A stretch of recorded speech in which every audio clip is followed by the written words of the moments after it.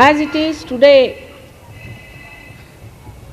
a question has been put forward before me that why our attention gets lost.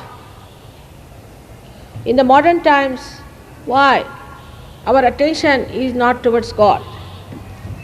And that in modern times, why a human being has gone down in his quality of humanity. These questions point out to one single fact, that our attention has been challenged by modern times. कृपा करून कुणी उठून जाऊ नका. जरी मराठीत नाही बोलले तरी हे सगळे मंत्र आहेत. हात माझ्याकडे करून बसा तर सगळ्यांना समजेल.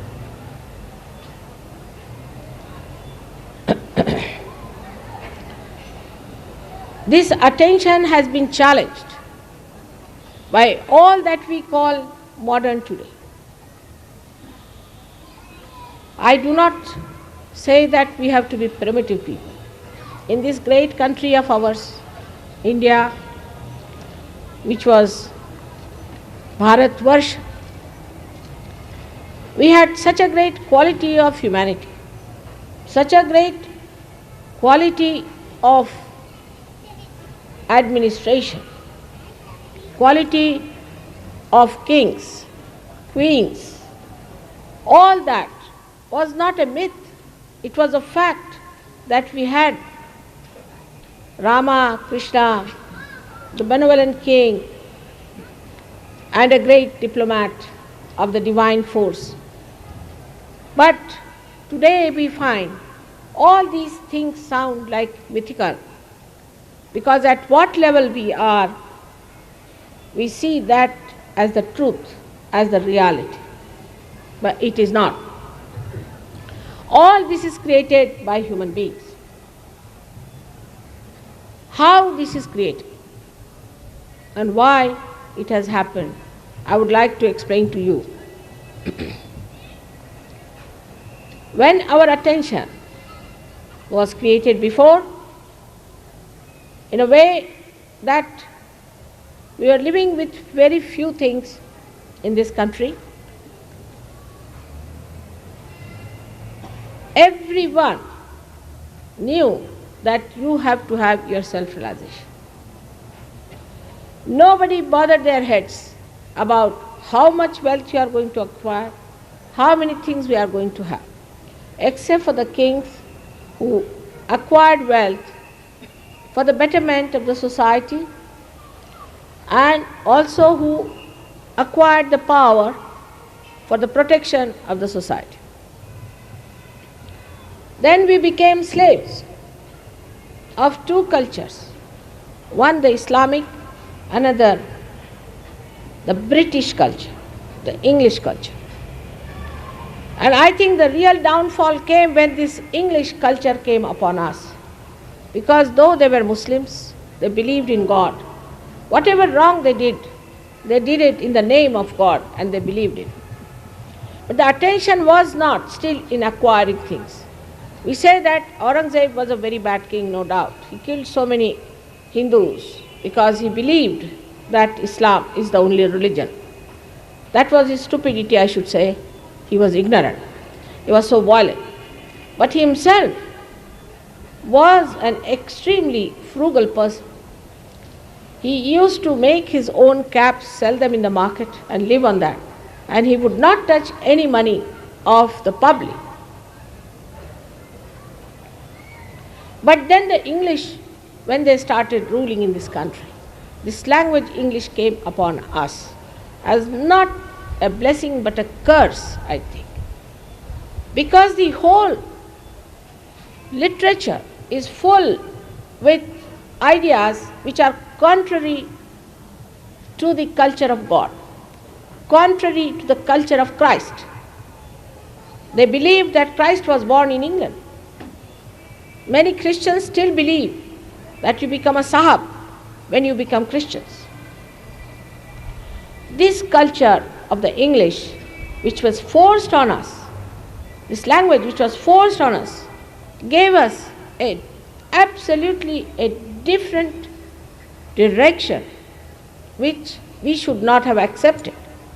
But as it is, we were 300 years already in the slavery, people had to accept it blindfolded. Sri Krishna has clearly said that the awareness grows downward. Why? The roots are in the brain of a person. And the awareness which is growing downwards forms the tree. And this Western culture is the one which makes you grow downwards towards materialism, whether it is communism or it is socialism or democracy. That makes no difference. The whole thing is that you have to attend to the material side. So the first object of the Western culture or the Western science was first to capture the matter, the 5 elements, in such a way that it can be used for the comfort of human beings, for the physical comfort of human beings. But as the culture is just to move forward without any control over yourself, like a kite flying in the air without having any control of a finger on it, the whole thing drifted into various directions and various fields where it got lost. When we pay attention to something, if the attention is pure, it will purify the matter and will come back to us as a pure attention. But when the attention is filled with these ideas that you have to use all the matter for your comfort, then it gets lost in the matter. It gets involved in the matter. It gets spoiled in the matter. And then what comes back to us is the thought how to possess it. To possess the matter, to use the matter, to sit on top of the matter was the first mistake. Matter is your slave in any case. In any case, it is your slave. And this you would have got it without paying so much attention to it. To think that science was discovered by scientists is egoistical. It's only your ego says that. You cannot discover anything unless and until the God's grace is upon you. It's the God's grace that brings forth the exposition of His powers. Even a person like Einstein had said that. Even the person like Newton has said that. Einstein has clearly said that I was fed up and I was tired. I couldn't find the theory of relativity. I was just resting in my garden playing with soap bubbles, and from somewhere unknown the theory of relativity dawned upon me. But we Indians, living 300 years in that slavish mentality, accepted it blindfolded, without knowing how much knowledge and science we have. We had aeroplanes in our country, we had piloted bombs in our country, we had all kinds of things in our country. But why did we accept this without going into the roots to find out how did we have these things? We started doubting all that was the past in India, and we would not go into the past of it, but we started moving downward with this Western culture. And that's the downfall of our country. That has brought all this nonsense here. When money becomes everything, the money orientation, the economics of it. This was the country of philosophers, of the seers, of the saints, where now today economics is dominating without understanding that you cannot put this Western economics in this country at all. We cannot work it out. This is a country of generosity. People love to serve you. People love to do, even today, they like to do something for you. Go to a village, even if they may not have anything with them, they'll bring some milk, make you sit there, please have some milk. You have come from foreign countries, please have. But in the Western countries, you may give them any amount of things. They won't even return one present to you. Shamelessly they'll take everything thinking that they are the ones who should have it. They have no subtleties. They have no subtleties to understand generosity. They cannot. They think we do it because we are slavish people. Even I was surprised when some villagers told me that even the animals coming from the West are stupid. I said, how?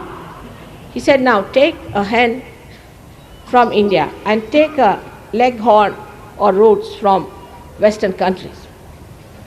If there is an attack on the little chicks, the mother will start shouting or doing something, screaming, or doing something to call all her children under her wings if it's an Indian hen. But if it's an English hen, she wouldn't mind, she'll look at everything very peacefully. Sthita pragya. Not bothered. Then he said, most surprising thing is that our bullocks, if you tell them, go this way, that way, they understand.